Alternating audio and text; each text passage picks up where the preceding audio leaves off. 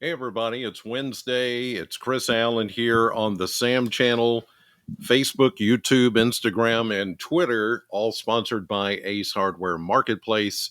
Special update here. As you can see, we're in red mode, which means the threat of severe weather is incoming. And I'm going to break it all down for you with this video update. I'll try to keep it as short as possible.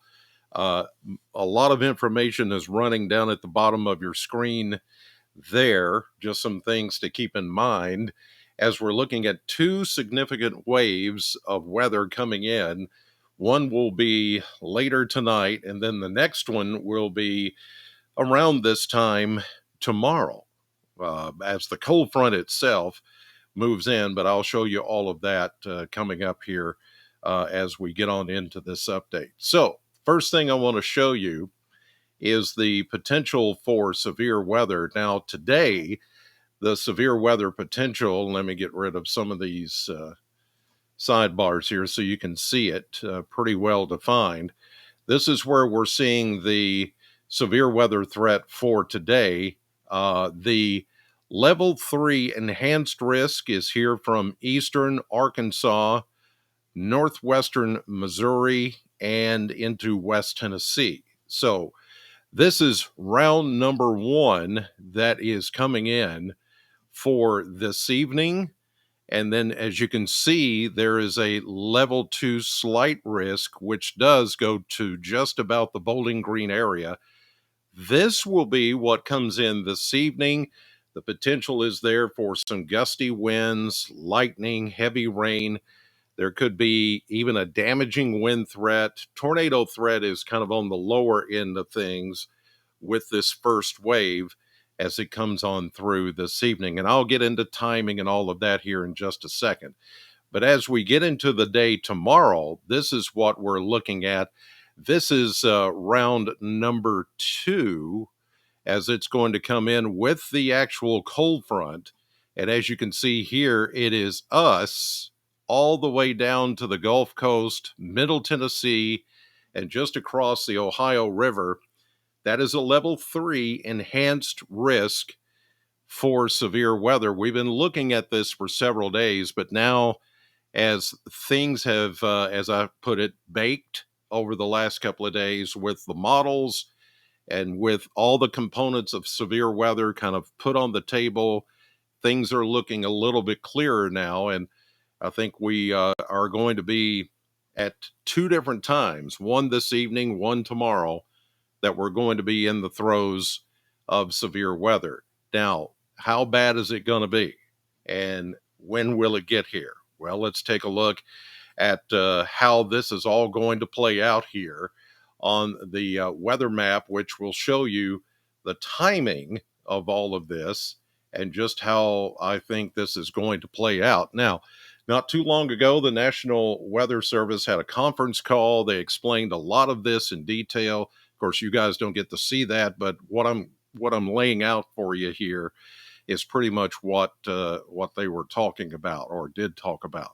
So here we are at the present. Everything is looking pretty quiet. There are some showers that are starting to get going just down to the south of us. The moisture feed here out of the Gulf is pretty healthy. Then we've got winds that are coming out of the south and west that are undercutting at the surface.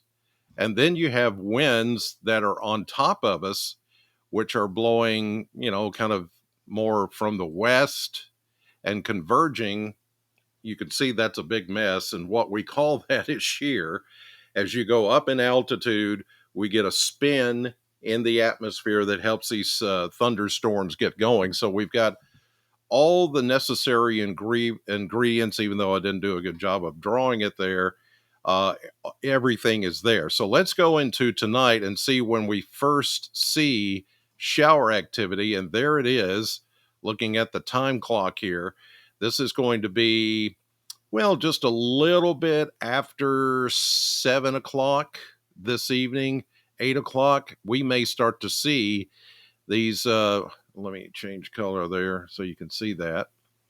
We're going to start to see these scattered showers just kind of popping up here across southern Kentucky and close to the area.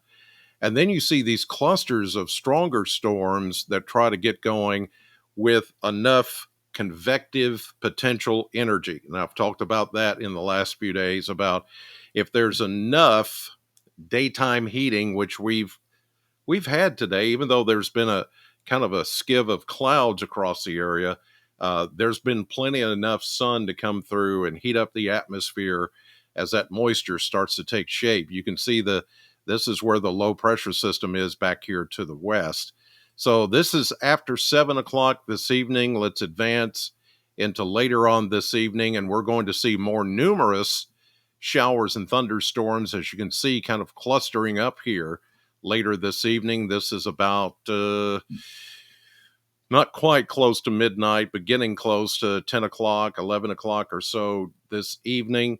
Then we continue to see some of these storms progressing after midnight during the overnight hours. Here's the low pressure system and then the associated showers and thunderstorms. Notice that they're kind of scattered in nature. There's nothing here that is too overwhelming, but the potential is there with any of these storms with the winds the way they are from above us down to the surface winds going this way, upper winds going this way.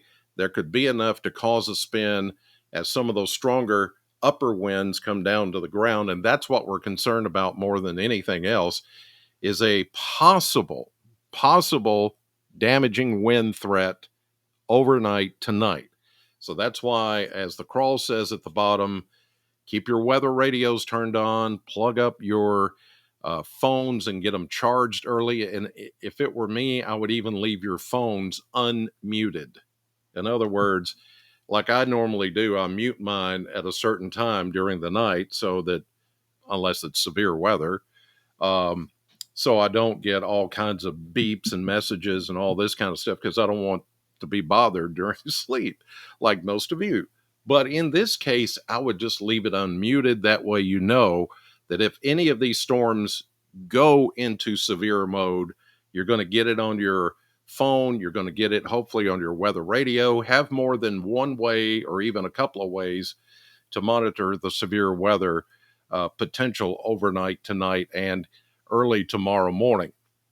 Now, as we progress on toward the morning hours, here we are about late morning, midday or so. That line, you see a line of thunderstorms coming through. That is the end of the first wave, and there will be, though, a second wave as this system moves into the afternoon and evening, and that's our concern right here. Here's the low, here's the front, and right along it with new daytime heating, that entire area, including us along 65 and to the east especially. I think we're going to see a second wave or a second round of strong to severe storms, and those tomorrow afternoon could be the most dangerous. It's bad enough that we're having to deal with this during the overnight hours, but here we go into tomorrow with a little bit more daytime heating, a little bit more convective available energy, potential energy. This could make things bad for tomorrow afternoon until the front comes all the way through, as you can see. And then by tomorrow night, this is where all the colder air starts coming in and drawing down behind the system. And that's when we're really going to start to cool off pretty significantly. Big temperature drop coming for tomorrow night. Okay, now I want to show you just exactly what the National Weather Service put out as their severe weather message, and hopefully you can follow along here and just kind of get a good sense of what we're all looking at this evening and when these things are projected to happen. So I'm going to, how do I get into a different mode here? No, that's not what I wanted. How about, now that's going to be covered up as well. No, that's not good either. I don't want to see me. That's the thing. Oh, I know what to do.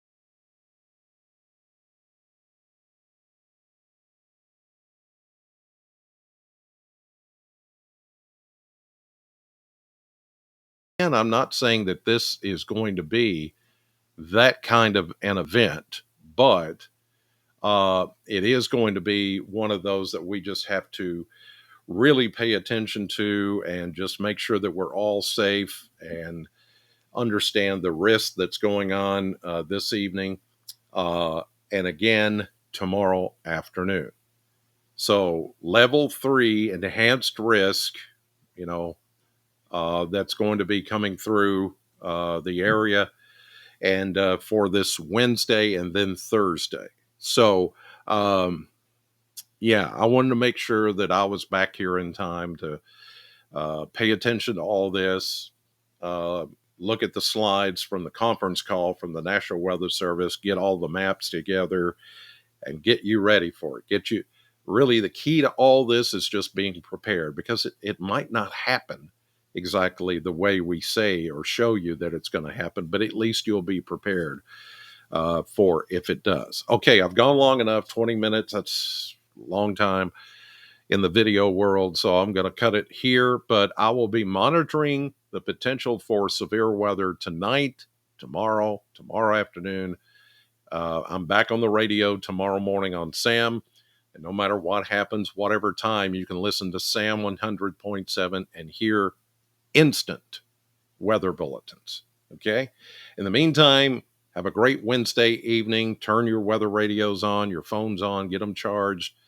Go to bed tonight as you normally would. Just understand you may be awakened by a couple of warnings during the overnight hours and those winds really gusting. God bless you. Thank you for watching, and I'll see you maybe later tonight, hopefully not, or in the morning.